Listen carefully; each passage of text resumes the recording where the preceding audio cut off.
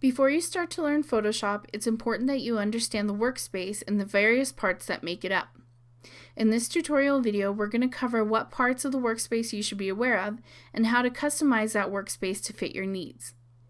When you're looking at Adobe Photoshop, the area in which you see your project or your image is called the canvas. So right now, this area is my canvas. This is what's going to be printed. This is my actual project. Now to work on this project, I'm going to use something called tools. And all of my tools can be found on the left-hand side of the screen, for the most part, in something called the toolbar. So all of the tools that reside here, it's important to understand two things. First, there are some tools that are standalone tools. That includes this tool at the very top. It's a very important tool that you're going to go to many times, and it's called the Move tool. If you don't know what a tool is called, you can hover over each of the tools and a tooltip will appear next to your mouse that tells you what it's called. Now for some of these tools, you'll also see a little arrow in the bottom right-hand corner. This indicates that there are more tools hidden underneath this top-level tool, and they're usually somewhat close to what that actual tool does. So if I click on this rectangular marquee tool, you can see that I see the elliptical marquee tool, single row marquee tool, and single column marquee tool. So they're very much related. Now in order to see these tools, what you have to do is click and hold on that tool button and it'll bring up all the other tools underneath it. You'll also notice that you'll see these letters next to the tools. What that will do is, let's say I was on the Move tool and I wanted to go to the Lasso tool, I can hit the L key on my keyboard and it's going to automatically switch to the Lasso tool. Now with each of these tools, you're not necessarily ready to start using them on your project until you've set up their options in what is called the options bar, as you can see up here. Now the thing with the options bar is no matter what tool you're on, it's always going to change because each tool will have a variety of options. Whether it's what color it's using, what layer it's applying to, or how it functions in general, you have to remember that the options for that tool are up here, and most of the time you're going to grab a tool and change some of the options and then work on the canvas. Another area you should be aware of is the Photoshop menu bar. This is where you can find all of the menus, and these give you sometimes a greater range of functions that you can work with in your project. But most of the time you're going to be working with tools and keyboard shortcuts. If you don't know a keyboard shortcut for something, you can come to the menu and you can see there are keyboard shortcuts listed to the right of each of these menu options. Another area you should be aware of is your document toolbar, and this is where you see all the tabs for the various documents that you're currently working on. So you can switch between each one of them.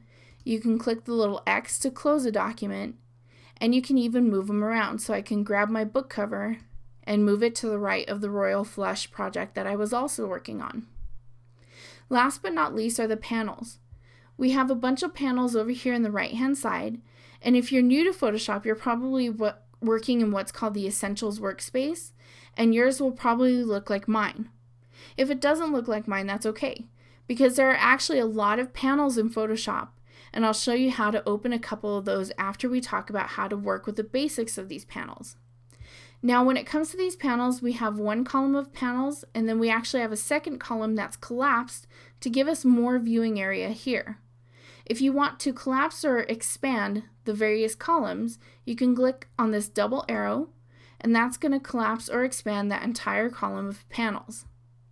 Now when it comes to these panels, each of them are indicated with a little tab.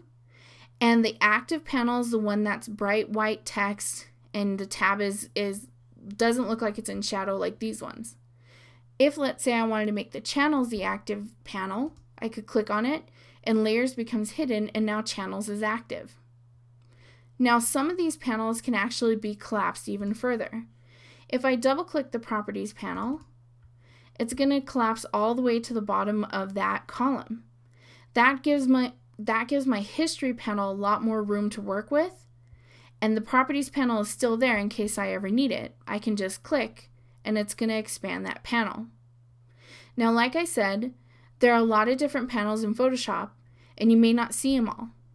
If you don't see a panel, you can go up to the Windows menu, and here are all your panels listed. The check mark indicates ones that are currently active. If you want a new panel, let's say I want the Notes panel, I can click it, and then we're going to have to see where it showed up. And it looks like it showed up right here next to a Layer Comps panel. Sometimes it's going to show up as a floating panel. So you can click the X to close it, or you can move it around inside of your workspace. When it comes to moving a panel around, you grab the Panel tab, and then it's going to create lines in blue, and these are what we call a drop zone. So right now, the entire left-hand side of this column is blue. That means it's going to create a third column in the drop zone. If I move just above the Properties panel, you can see a straight blue line. This means that we're going to add the Notes panel above the Properties panel. If I wanted Notes to be a part of the Properties panel to make them, let's say, group together, then if I move directly to the right of that Properties panel tab, it's going to highlight the whole entire group in blue, and that tells you you're going to put it as a part of a group. So you can kind of put panels wherever you want to put them. So I can drop it so this is actually my second column. I can put it underneath Properties, and I can put it all the way at the very bottom of this column. I can kind of do whatever I want to do and set up my workspace in a way that works best for me. Now, let's say you do set up your workspace in a way that you really like, and this is how you normally work. So for instance, I use the Character panel all the time, both the character and the paragraph. And sometimes I don't use Layer Comps, so I can move that over. And I actually don't use Notes, so let's take that off. But I do use Properties and History. So once I get this set up the way I like it and the way that I'm used to working with it, and you can kind of stretch these columns out if you need to. Once I get it the way I like it, I can go up to the Window menu, go to Workspace, and as you can see, there's a bunch of workspaces already created. You won't have this one because this one I made for myself. But there's a bunch of workspaces already created by Adobe for you to use. And for instance, if I click the typography layout, it's going to bring up a bunch of panels that have to do with typography, and that'd be great if my project has a lot of type in it. But if I want to create my own workspace, that's perfectly fine. I can choose New Workspace, and I can call this, let's call it General Layout. And it also gives you a couple different options and things that you want to keep the same, so I'll just click Save for this. And now I can go to Window, Workspace, and I have two custom workspaces up here. So if I wanted to switch to my Jessica workspace, I can. And if I mess things up in this workspace, it's not going to affect it permanently. So let's say I move things around and I expand this and I put Layer Comps, and let's say I put paragraphs up here. It's not going to cause any kind of a problem. I just need to go Window, Workspace, and reset Jessica. And it's going to go all the way back to my original workspace. So I can go to Window, Workspace, Essentials, and I can again Window, Workspace, Reset Essentials to go back to what Photoshop originally starts with. Now, just so you know, last thing with workspaces, you don't always have to go to Window and Workspace and use things here. You can also come over to the top right hand corner of your screen, and this is a handy little shortcut menu that helps you to get the workspace you need.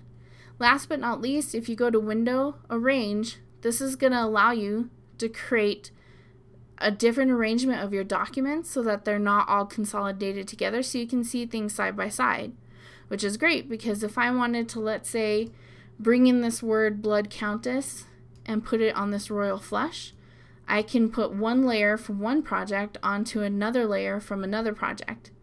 So that is one way that you can work. Let's go up to Window, Arrange, and go back to Consolidate all to tabs, and now we're back to our original workspace.